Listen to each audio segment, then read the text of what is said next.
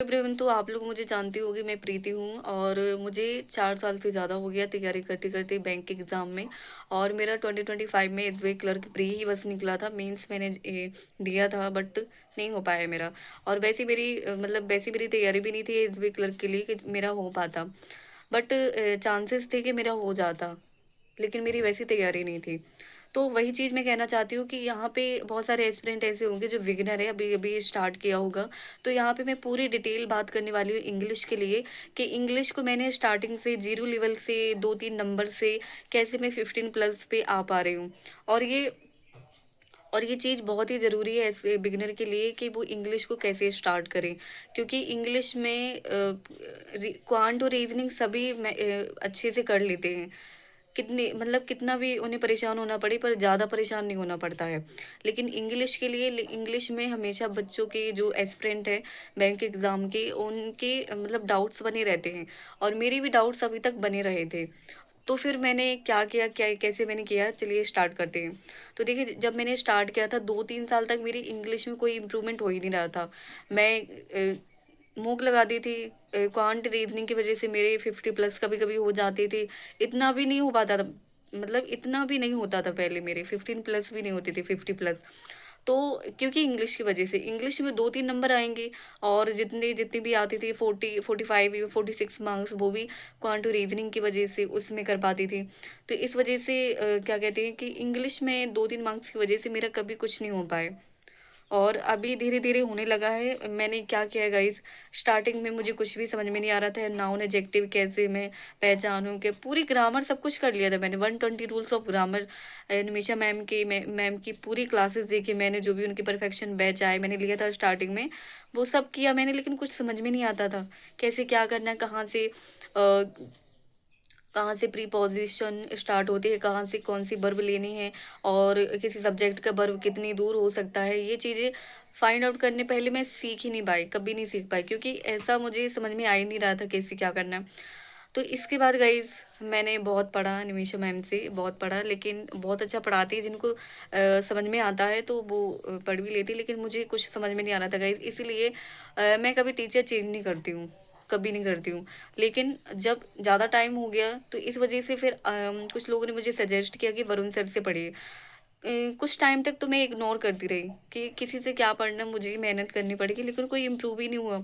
तो इस वजह से फिर मैंने वरुण सर से पढ़ना, एक बार मैंने देखा कि चलो देखते हैं पढ़ के वरुण सर से। फिर मैंने कुछ टाइम तक पढ़ा, मुझे थोड़ा बहुत इम्प्रूवमेंट अपने में दिखा। मार्क्स में 8 से 9 ऐसे कुछ मार्क्स आने लगे। और तो फिर मैंने इन्हीं से पढ़ना स्टार्ट कर दिया कंटिन्यू 1 महीने तक। फिर और थोड़ा और इम्प्रूवमेंट दिखा, तो ऐसे-ऐसे ये चीज़ें समझ में आने लगी कि इंग्लिश को कैसे देखना है, कैसे उसको अटेम्प्ट करने, क्वेश्चन भी सर, मैंने सर के पार्ट्स ऑफ स्पीच से स्टार्ट किया था। वहीं से, क्योंकि मुझे ये समझना था कि अगर कोई सब्जेक्ट है तो उसका वर्ब कितनी दूर तक हो सकता है, और कहाँ से, जैसे कि प्रीपोज़िशन होती है, प्रीपोज़िशन सब्जेक्ट के बाद प्रीपोज़िशन दी जाती है, काफ़ी सारे सेंटेंस उसमें जोड़ दिए जाते हैं छोटे-छोटे, फिर इसके बाद वर्ब दी जाती है, फिर ब उसकी बात की जाती है। तो ये चीज़ मुझे समझ में नहीं आती थी, और कौन एडजेक्टिव है, कौन नाउन है, कब क्या हो जाता है, कुछ समझ में नहीं आता था। तो यहाँ से मैंने स्टार्ट किया था, और यही चीज़ मेरी बहुत ही वीक थी, तो यहीं से मैंने स्टार्ट किया था, और धीरे-धीरे ये चीज़ें मुझे समझ में आने लगी। तो ये हो गया। तो फिर मैंने धीरे-धीरे स्टार्ट कर दिया, मॉक भी डेली बेसिस पे देने लगी, कैसे भी मार्क्स आते थे डेली बेसिस पे देती रही, और अभी भी आपके साथ शेयर करती हूँ। और मेरे पिछले साल के जो एग्ज़ाम है, जैसा कि अभी आईबीपीएस क्लर्क का मैं बताती हूँ, पिछले साल 64 पे कुछ कट ऑफ गई थी एससी वालों की, और मेरे 62 पॉइंट कुछ आए थे। तो कुछ मार्क्स से मेरा रह गया था आईबीपीएस क्लर्क, और क्योंकि इंग्लिश में थोड़ा कम हो गया था, लेकिन इंग्लिश में मेरे पिछली बार में 10 प्लस मार्क्स आए हैं। एसबीआई क्लर्क का तो जैसे कि शायद स्कोर कार्ड ही नहीं पता चला था, और सभी की पता चली थी जिनमें मैंने कुछ अच्छा स्कोर किया है। जैसे कि आईबीपीएस पीओ का मुझे पता चला था, उसमें अभी मुझे करेक्ट कुछ याद नहीं, लेकिन हाँ 15 प्लस मेरा हो पाया था स्कोर। क्योंकि इंग्लिश में इंग्लिश, क्योंकि जो एग्ज़ाम की इंग्लिश है थोड़ी, जो हम मॉक टेस्ट देते हैं उससे थोड़ी नीचे लेवल आता है, तो इस वजह से वहाँ पे थोड़ा अच्छा परफॉर्म हो गया था।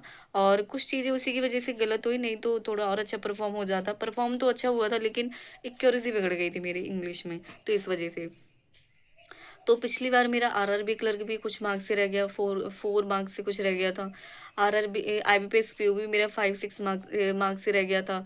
आईबीपीएस क्लर्क भी 2 मार्क्स से रह गया था। एसबीआई क्लर्क थोड़ा मेरा 64 ऐसे कुछ मार्क्स आए थे और 72 ऐसे कुछ कट ऑफ गई थी। तो कुछ ना कुछ मार्क्स मेरे रह ही गए थे पिछली बार के प्री।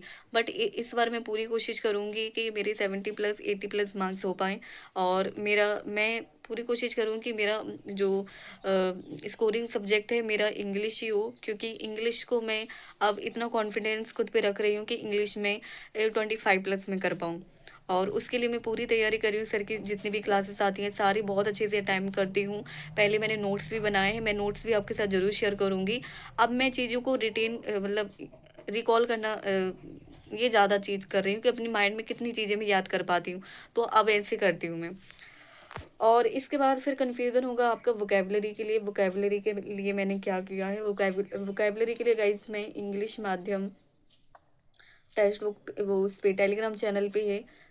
टेलीग्राम चैनल पे इंग्लिश माध्यम में डेली बेसिस पे एक एडिटोरियल आता है, वहाँ पे बहुत सारी वोकैब दी जाती हैं, तो वही मैं डेली बेसिस पे पढ़ती हूँ। उन वोकैब को मैं जैसे कि 20 से 25 या 30 का ऐसी ऐसी मीनिंग हो जाती है, तो 20 से 25 मीनिंग मैं दिन भर में 2-3 बार रिवाइज कर लेती हूँ। तो ऐसे मैं ये कर रही हूँ और ऊपर पैराग्राफ भी दिया जाता है। सबसे पहले मैं पैराग्राफ पढ़ती हूँ।